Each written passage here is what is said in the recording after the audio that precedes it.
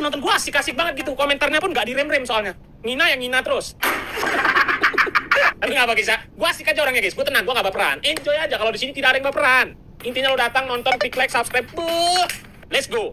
Ya emang saya sempat waktu itu training adik saya terkait masalah Tengku Kori curhat, dia ditinggalkan, dia dipersekusi, dia tidak ada yang menolong. Kalau tidak salah itu di Rumia Fakura Koba.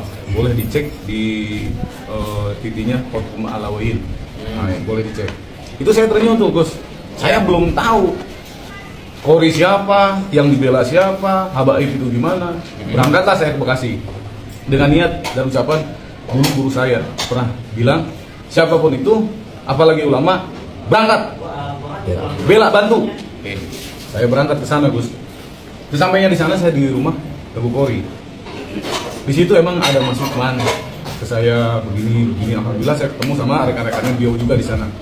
Dan ternyata apa yang saya lihat, saya benar menyadari apa yang telah terjadi. Benar kasihan juga melihat dia gimana. Tapi sempat saya juga ikut menghujat, mencaci para baik. Ya. Karena lihat daripada video-video tersebut. Oke. Saya lihat, saya benar-benar ternyuh karena jiwa nasionalis saya sebagai pribumi melihat ulama-ulama Nusantara dan bicaranya kan begitu. Alhamdulillah setelah sampai di sana, tapi anehnya Tengku Kori ini sempat bilang ke saya, Gus, jangan terlalu mencaci, jangan terlalu menghujat, karena kita belum tentu nasabah Alawi ini benar terputus apa tersambung. Nah itu yang jadi beban pikiran saya. Apa ini saya salah duduk di, nah makanya saya cari kebenaran. Berarti Tengku Kori sempat bukan apakah habaib ini tersambung atau tidak ya? Betul, itu. Makanya saya dari situ tidak mulai mencaci lagi. Oke. Saya mulai berpikir, alhamdulillah saya ada tugas ke Lombok. Nah disitulah saya dapat hidayah. Ternyata saya selama ini anak saya namanya Rehan Eka Gusrama mesantren di Habib Hasan Al-Atos Empang Bogor. cucunya kerabat Empang Bogor. Itu saya kaget luar biasa. Apa yang dia jawab? Apa yang dia tanyakan? Abang tahu posisi ayah di mana? Ya, abang tahu. Abang suka ikut TikTok ayah.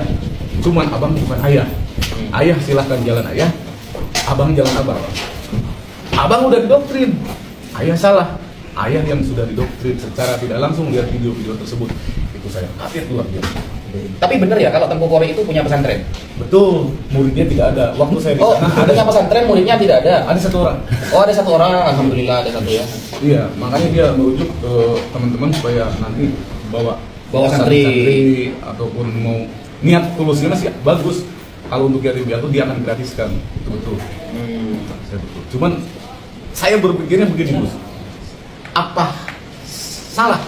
Apa saya tidak benar dengan posisi saya sekarang? Karena saya sudah melihat dan menyaksikan apa yang menjadi kebenaran itu menurut diri saya, apa yang saya alami dan saya rasakan. Saya mau bertanya sama Gus. Nah, sebelum Al-Fakir menjawab, Mas Jaki, ketika kemudian Mas Jaki Allah berikan hidayah dan kembali membela para habaib setelah sangat dekat dengan Tengku Kori dan melihat ternyata Tengku Kori ini sering mencaci, menghina, memaki, apa pendapat Mas Jaki?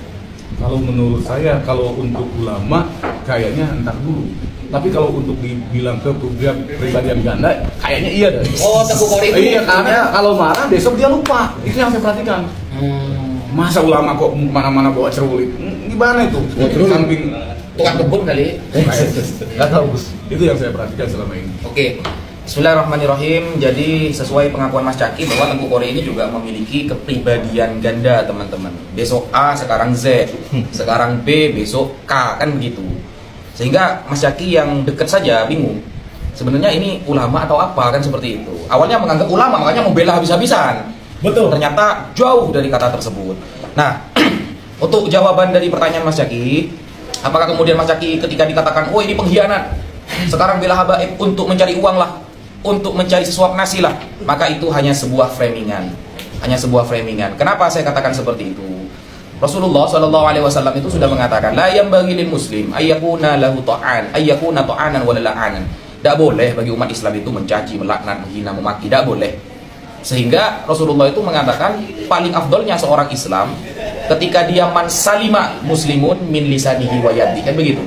menjaga perasaan hati sesama umat Islam dari kezaliman lisannya dan dari kezaliman tangannya. Sehingga ketika Allah jadikan Mas Caki ada di barisan para habaib, kita doakan pertama semoga istiqomah, semoga hatinya tidak berubah. Dan perlu diketahui Mas Caki bahwa para habaib itu tidak sama seperti Rasulullah. Hanya Rasulullah yang Allah jamin terjaga dari dosa. Jadi kalau semuanya kumpul dengan para habaib, mungkin ada yang sedikit berbeda sifatnya, wajar. Kita manusia biasa, gitu loh. Ada habaib yang tokoh ulama banyak juga seperti itu. Jadi jangan kemudian nanti Mas Caki, loh habaib kok begini, karena memang tidak ada kemudian dalil yang menjelaskan habaib itu suci dari dosa, tidak ada. Nah, tetapi kalau nasabnya yang dibahas, maka tunggu dulu. Ketika kita memasrahkan sebuah urusan kepada para ulama yang ahlinya, itu bukan kita fanatik buta, tapi justru itu jauh lebih selamat. Sama ketika kita sakit gigi, bukan datang ke tukang tambal ban, hilang sama mulutnya nanti Mas Caki. Ya, tapi datanglah ke dokter gigi.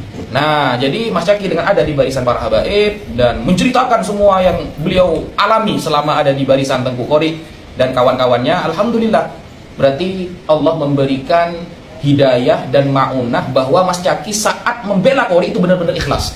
Demi Allah, saya tidak ada paksaan ataupun apa, saya hanya lihat scroll dari TikTok, merasa kasihan dengan ulama ditinggalkan tadinya. Nah, tapi ternyata sekarang posisinya waduh jauh panggang dari api itu semuanya. Iya. Dan saya sangat berterima kasih kepada Habib Supapi, itu yang sangat benar-benar menyadarkan saya. Alhamdulillah. Banyak apa ya? Bukan membantu ya, apa yang menasihati saya dari Al-Hadad itu Supapi itu. Betul.